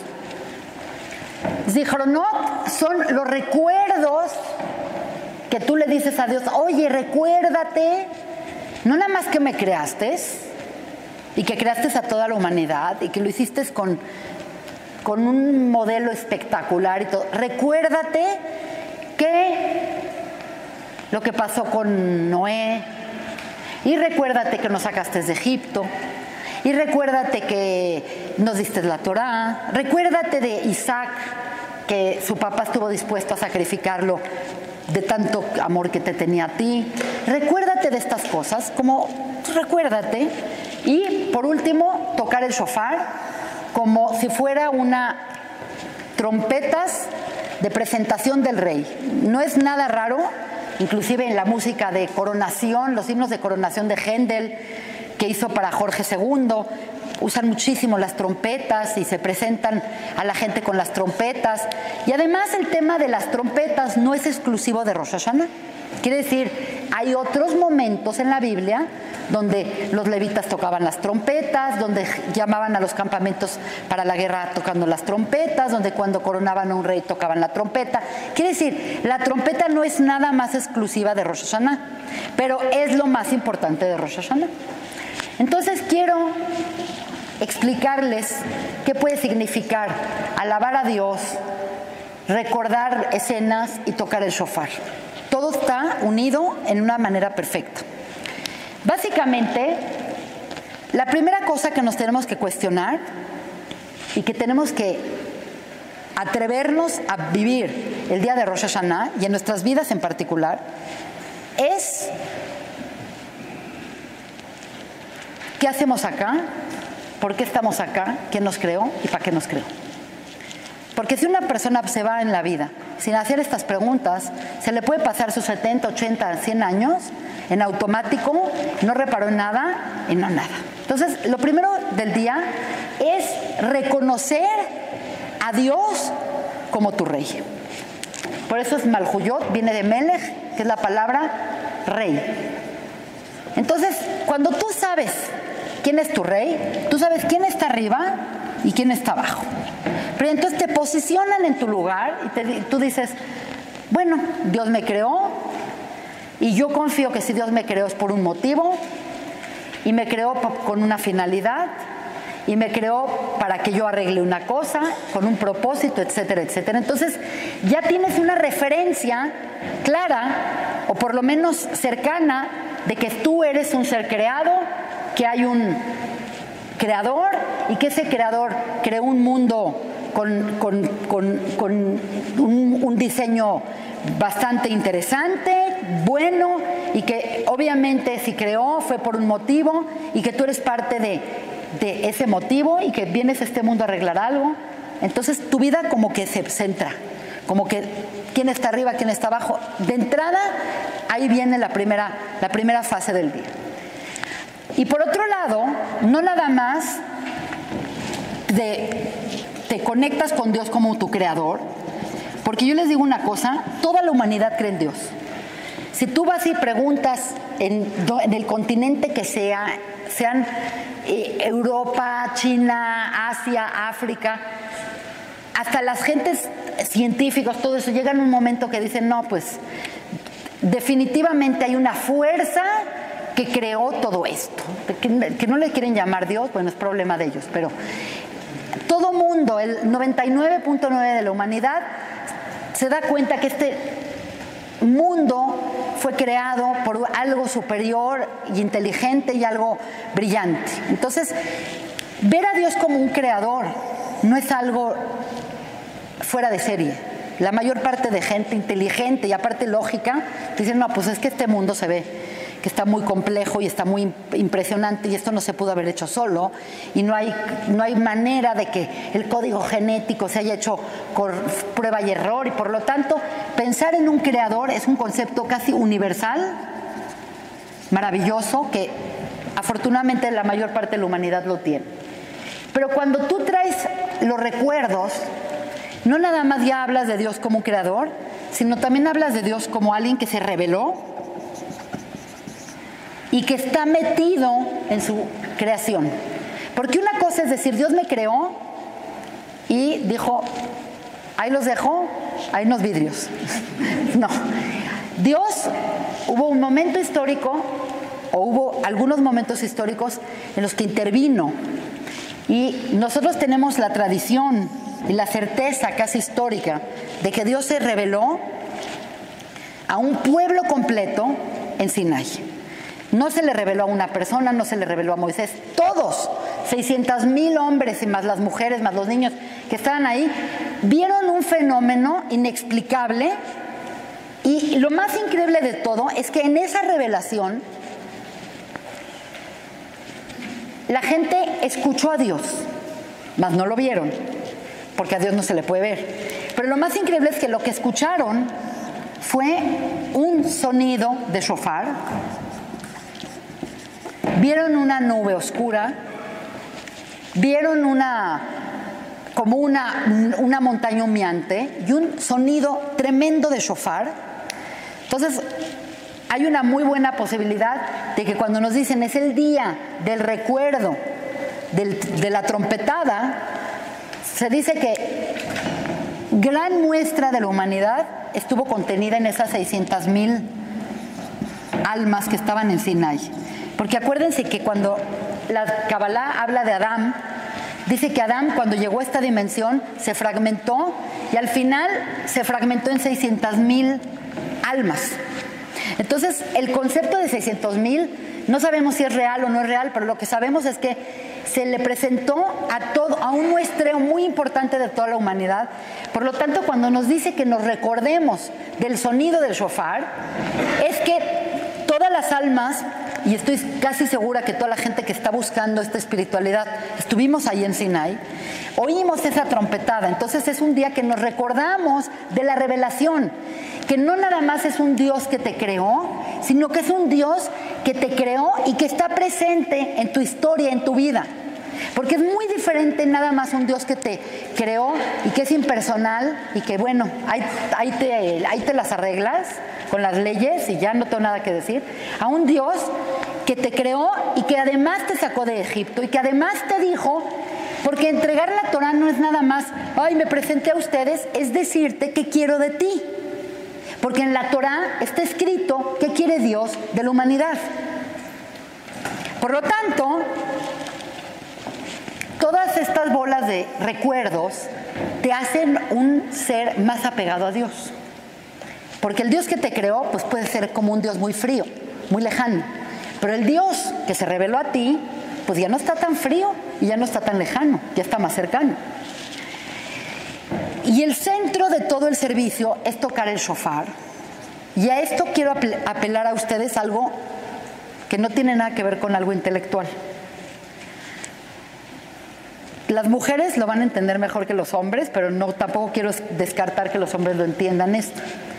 Cuando estás con niños chiquitos, por ejemplo, cuando tienes niños a edad preescolar, se juntan las mamás en fiestas, están todos los niños jugando y las mamás chuchicheando.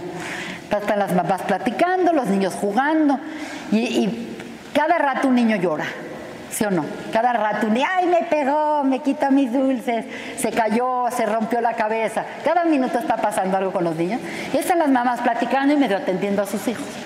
Y tú estás oyendo todo el tiempo cómo niños lloran y cómo niños hablan y sigues platicando y porque no es tu niño. Cuando tú oyes tu niño, dices, mi niño está llorando. Porque la mamá reconoce al niño. Porque hay algo que no podemos entender, pero pueden haber 10 niños llorando, y si no está llorando tu niño, tú sigues tomando tu cafecito tranquilo. Pues eso, que se pare la otra mamá. Pero cuando tú oyes a tu niño, dices, es mi niño. Entonces te paras corriendo a ver qué le pasó a tu niño. Ok. Quiere decir, con palabras nos acercamos a Dios y le recordamos y le decimos y le imploramos y todo. Pero las palabras son palabras. Nosotros en Rosh Hashanah queremos llegarle más a sus emociones que a su mente. Porque a su mente sería decirle, oye Dios, soy buena persona. Como todos dicen, no he matado a nadie. No he matado, no he robado. Eso no te hace buena persona. Quiere decir, no tenemos las palabras para llegar con Dios y decirle, oye, soy buen tipo, júzgame bien, dame de todo, que sea rico y sano y guapo y todo. No, sería descarado de nuestra parte apelar a ese lado, porque todos sabemos que todos tenemos cola que nos pisen. Quiere decir, tú puedes dar una imagen, pero a Dios no le puedes esconder tus sentimientos, que dijiste es un mal día, cómo trataste a alguien. Quiere decir, a Dios está viendo todo, lo bueno y lo malo. Y por lo mismo no tenemos casi cara para decirle a Dios, bueno, pues esto es, júzgame ya. Trata de portarte bien conmigo y hazte de la vista gorda. No podemos llegar así. Entonces, el mecanismo que nos ofrece la Torah, y Dios mismo nos dijo que es el mecanismo para llegar, es a través de las emociones. El sonido del shofar no es un sonido armónico y no es un sonido que sale como el clarinete o el corno inglés o la flauta. No sale una nota que puedes transmitir y que siempre va a salir igual. El que ha ido a un servicio de Rosh Hashanah ve que a veces suena de una manera y a veces suena de otra manera. Y la verdad es que cuando tú oyes el sonido del shofar, que si quieren en el chat les voy a mandar unos sonidos para que lo oigan, es casi un sonido como un niño llorando, como un llanto, pero no nada más llorando así de sino llorando cuando rompe en llanto. Porque una cosa es el niño que está, que dices, se está haciendo. Y otra cosa es cuando ya de verdad está la persona todo conmovido llorando, como convulsionando con ese llanto. Así es el sonido del shofar. Entonces, prácticamente lo que nosotros estamos haciendo cuando tocamos el shofar es apelar a Dios, no como el rey, sino como papá, como nuestro creador, pero no el que nos creó, sino al que le importamos. No el Dios que hizo las leyes y el Dios que puso el estándar y al Dios que yo me presento y digo, bueno, pues a ver cómo me va, sino el Dios que es como tu papá, que aunque te va a regañar y aunque te va a poner en pinto y parejo, pero al final de cuentas tu papá te regaña no para vengarse ni nada, te regaña para que te eduques, para que crezcas, para que te vuelvas un ser de bien. Entonces nosotros a través de Rosh Hashanah, como estamos frente a un Dios de ley, no tenemos palabras buenas y no tenemos méritos, nadie tenemos suficientes méritos para llegar con Él y decirle, acá estoy, júzgame y a ver cómo me va. Tenemos que apelar al rey, pero más que al rey, al papá. Y por eso decimos Avinu Malkeinu. La palabra Avinu Malkeinu significa nuestro Padre, nuestro Dios. No eres nada más el que me creó, eres mucho más cercano a mí. Eres un papá. Me importa la relación, me importa el amor, me importa estar cercano a ti.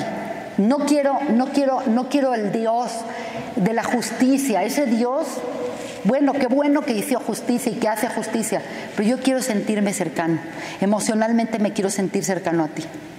Entonces, cuando nosotros tocamos el shofar, nos acercamos a Dios desde un punto de vista emocional.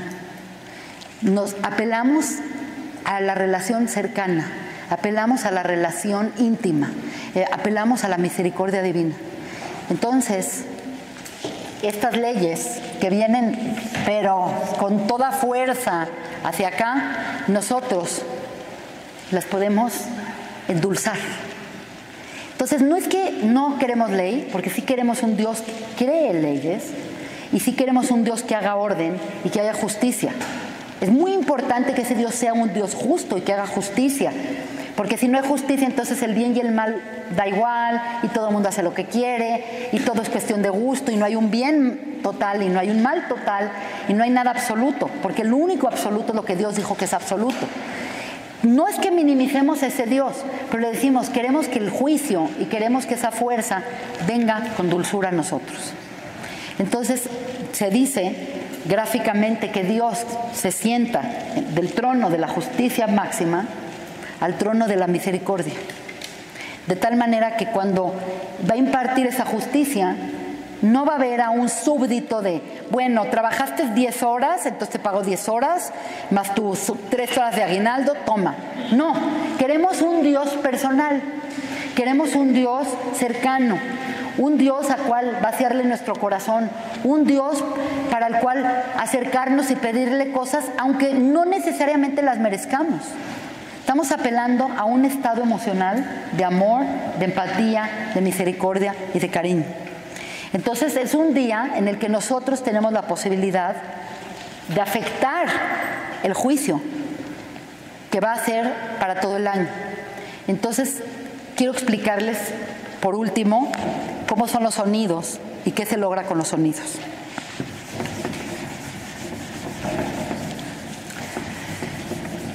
Como les dije anteriormente, los sonidos del shofar tradicionalmente son como que tienes un candado cerrado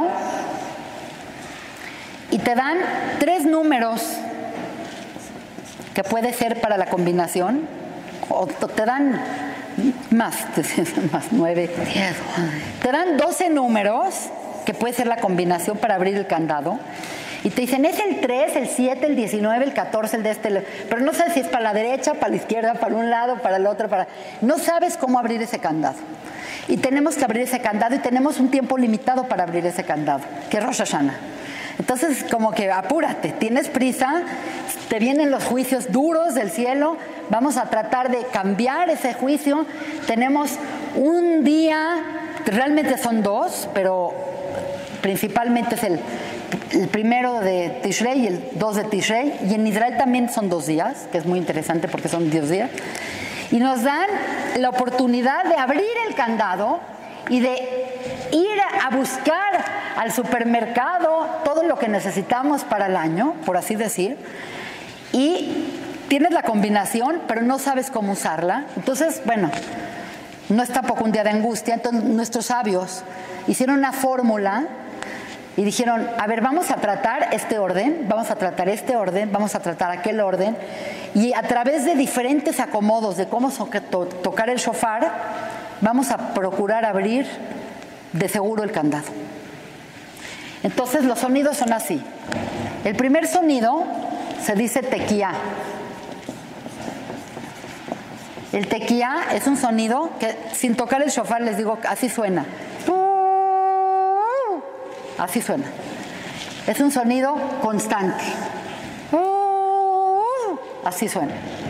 Luego viene un sonido que se llama shevarim, que es un sonido partido en 3 y va así. 3. Y luego viene teruá. Teruá. Y teruá, esos 3 sonidos se parten a la vez en 3. Entonces son 9 sonidos. Suena así. Así suena. 1, 2, 3, 4, 5, 6, 7, 8, 9. Quiere decir, cada uno de ellos se partió en 3.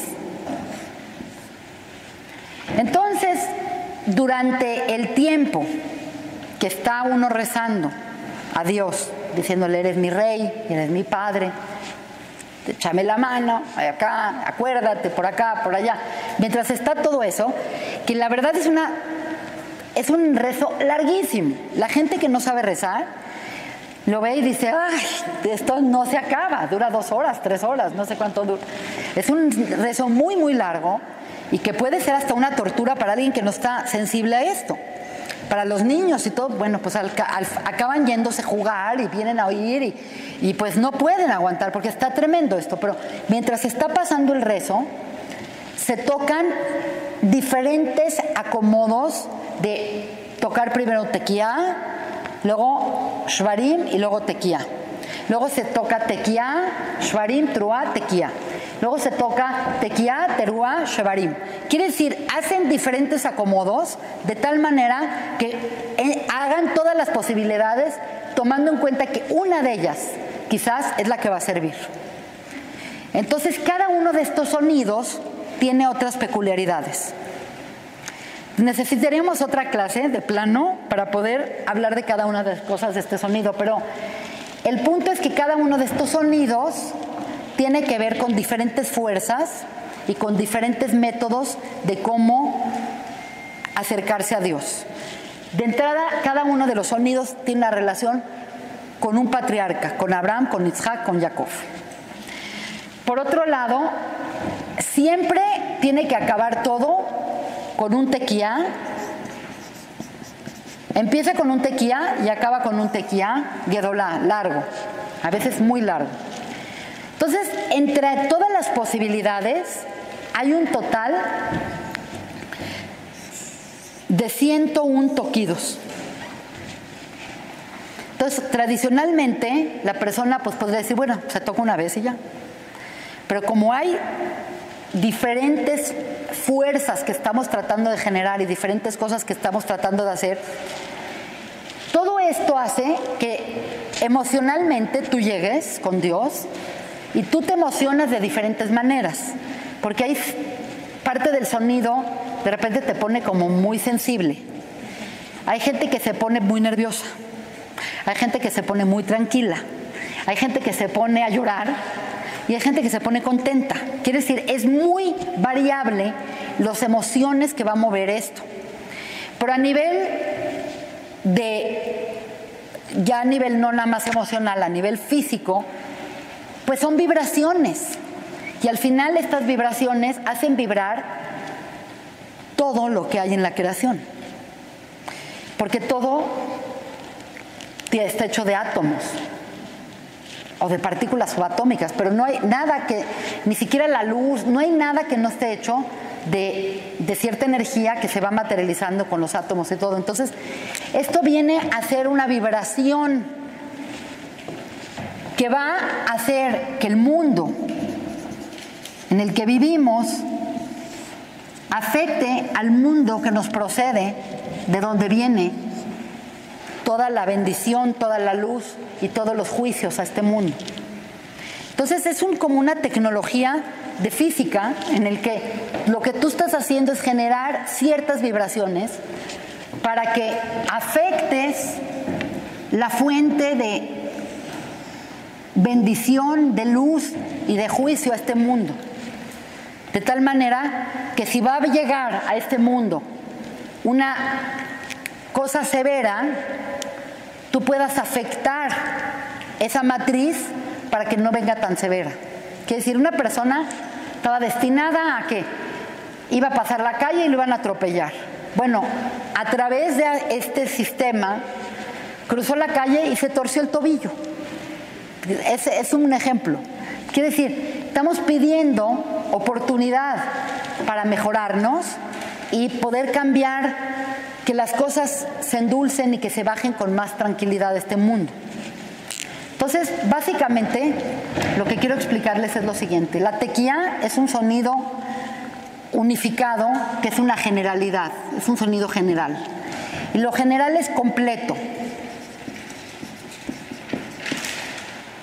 Entonces, es como la forma de llegar acá directamente. Tocaste el timbre. Cuando ya estás acá, te presentas ante el Creador no como un ser todo perfecto, sino te presentas como un ser quebrado, que somos seres quebrados. Porque nadie va a ir a pedirle a Dios que le ayude sintiéndose muy chicho.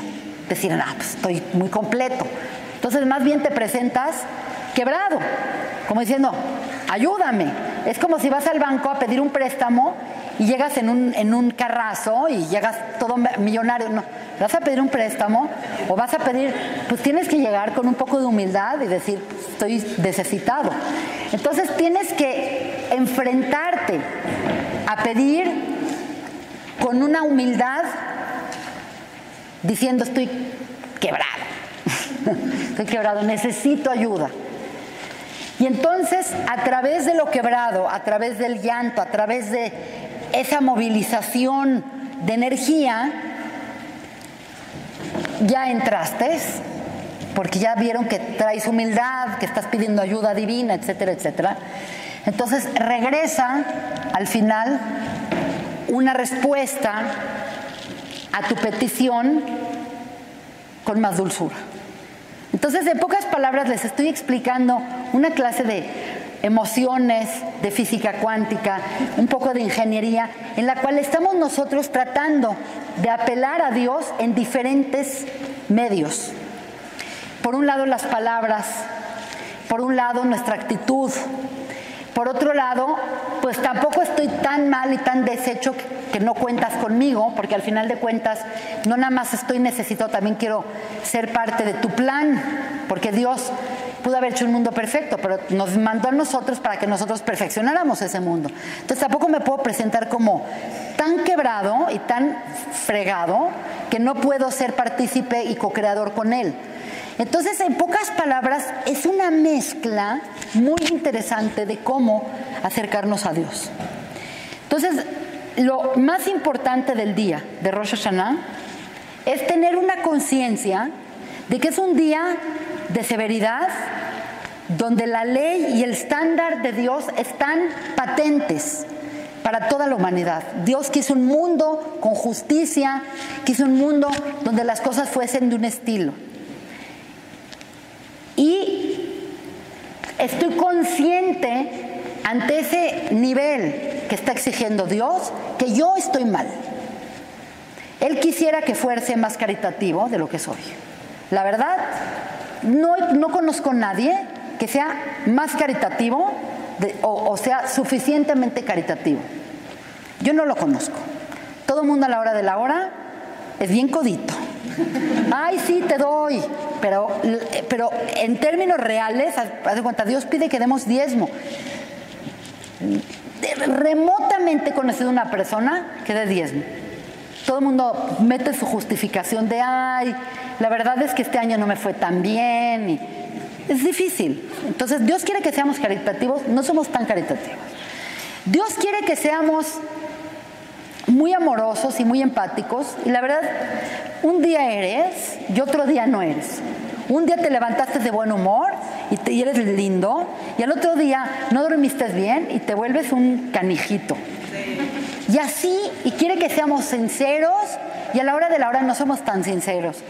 Entonces es un día en el que nosotros tenemos que vernos con ojos objetivos de juicio a nosotros, y juzgarnos y decir, bueno, la verdad, no es que soy un auténtico fracaso, pero tampoco soy ninguna maravilla. Entonces, esa es la actitud correcta del día. Pero voy a ir con Dios, que no está tan lejano, que no es tan frío, y voy a pedirle que me eche la mano para cambiar, para ser mejor, para todo esto. Y si Él me echa la mano y si yo estoy sensible honestamente a esto, entonces mi próximo año no va a ser como este, va a ser mejor. Entonces vas y pides vida, y pides dinero, y pides salud, no nada más por conveniencia, sino pides con un plan de trabajo. Ayúdame a mejorar, ayúdame a crecer, ayúdame a ser más caritativo, ayúdame a ser más empático, ayúdame a estar más cerca de ti. Entonces, como Dios te creó para darte, no para fregarte, entonces su motivación principal es darte, entonces va a encontrar cómo darte, aunque no lo merezcas del todo. Entonces ese es Rosh Hashanah.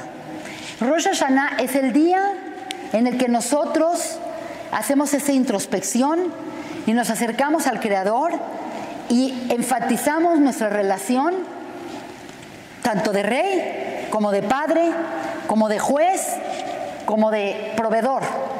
Y reconocemos que todo es por misericordia. Y vamos, no destrozados y arrastrándonos, vamos bien, vestiditos bien, con buena cara, a pedirle a nuestro papá que nos eche la mano. Y ese es Rosh Hashanah. Entonces el año judío comienza con una introspección tremenda, con una visualización del estándar muy claro, de ver dónde está Dios, de ver dónde estamos nosotros, y por otro lado, no decir, oh, está en chino, estar en su estándar, y por lo tanto yo ni le entro a este rollo, sino todo lo contrario. Está difícil, y este año logré un poquito, pero el año que entra, Dios mediante, con ayuda de Él, y con un poco de apoyo del cielo, y un poquito de asistencia, y un poquito de introspección, voy a mejorar. Y no tiene que ser drástico. Dios no quiere que el cambio en las personas sea de un instante al otro es otra persona. No. Esto se tiene que dar para que un cambio valga la pena. Tiene que ser un cambio sostenido, lento, poco a poco. Es como la gente quiere bajar de peso 12 kilos en una semana. No existe. Es mejor 1 kilo a la semana en 12 semanas. Porque es más sostenido, va a generar un cambio más real, etcétera, etcétera. Esa es la fuerza con la que tenemos que enfrentarnos. Quiero sensibilizarlos a cuándo es. Les voy a mandar unas grabaciones donde esté muy linda los sonidos para que ustedes se sensibilicen. El año nuevo judío comienza el domingo. Los días judíos comienzan en la noche. El domingo 9 de septiembre comienza Rosh Hashanah, es todo el día lunes 10 y martes 11. Las horas más importantes para concentrarse, para pedir, para hacer reflexión, para oír el shofar, aunque sea con una grabación, todo es bueno, son del día lunes, desde el amanecer hasta las 12 del día. En esas horas son los momentos de mayor juicio sobre la tierra y es donde más tenemos que implorar la misericordia divina y debemos de estar más sensibles a restablecer nuestra relación con nuestro papá seriamente y pedir durante este periodo de tiempo que Dios nos dé y que nos tire buena onda. Es un momento entre el amanecer y las 12 del día en el que te despiertas y tu principal fuente de pensamiento debe de ser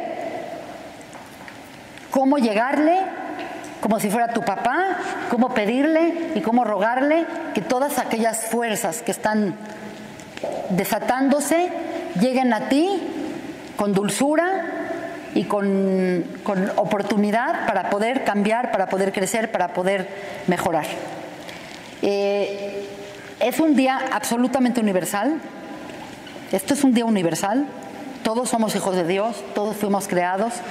Para Dios nos ve a todos como sus hijos cercanos. Lo que más desea Dios es tener una relación con nosotros. Entonces tenemos que aprovechar este momento. El mismo domingo les voy a mandar por ahí unos WhatsApps. Y en ese momento nosotros tenemos que poner un énfasis muy, muy importante en restablecer esa relación, porque siempre hay la posibilidad de retornar. Nada más para terminar esta plática, quiero decirles que antes de crear al hombre, antes de hacer la creación, Dios creó algunas fuerzas para poder que el mundo aguante. Y una de las fuerzas que creó antes de crear la creación, hizo una fuerza que se llama Teshuvah. Teshuvah en México les gusta decir arrepentimiento, pero no es arrepentimiento. Teshuvá es retornar. La shuv en hebreo significa regresar, regresar. Nada más imagínense ese hombre de arcilla, inanimado, hecho de arcilla, de tierra, de Adama, que está en el piso inanimado, y que viene Dios y le insufla algo de Dios a él. Es como el que hace vidrio soplado, que empieza a darle vida a una esfera de vidrio. Mientras le está soplando, le está dando algo de él a ese ser, a esa esfera. Es como una persona infla un globo, entonces tú tienes un globo y tienes a la persona. Entonces la persona sopla y llena de aire el globo, le da un nudito. En el momento que le cierra el nudito, bueno, el globo es el globo con aire, pero algo del soplador lleva el globo. Nosotros todos fuimos creados por Dios. Y todos Dios nos sopló para que vivamos.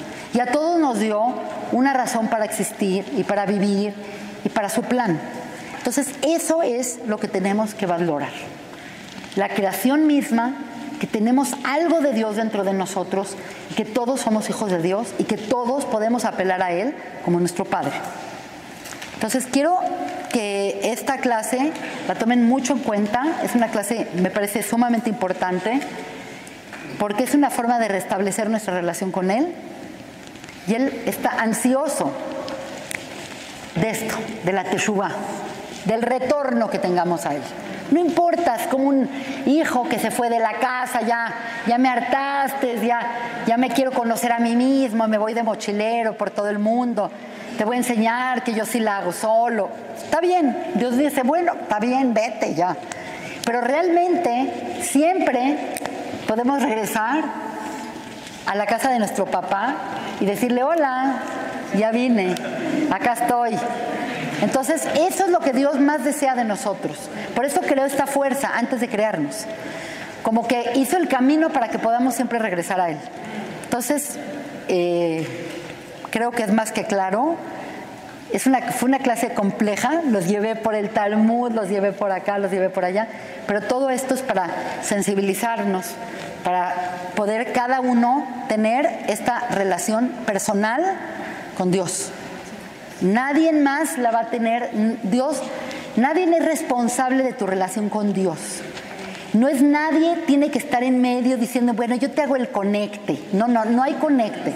Es tu papá y tú vas y le tocas la puerta y te metes y le dices, perdóname, la regué, fui tonto, fui esto, fui el otro, pero es tú ahí personalmente frente a tu papá diciéndole, échame la mano, dame chance. Y siempre es lo que más desea Dios, que todos en forma personal y en forma directa tengamos una relación con Él. Y así es como debemos de ver y de vivir y todo esto. Les deseo un feliz año y pues, ¿qué más que eso? Muchas gracias. Gracias.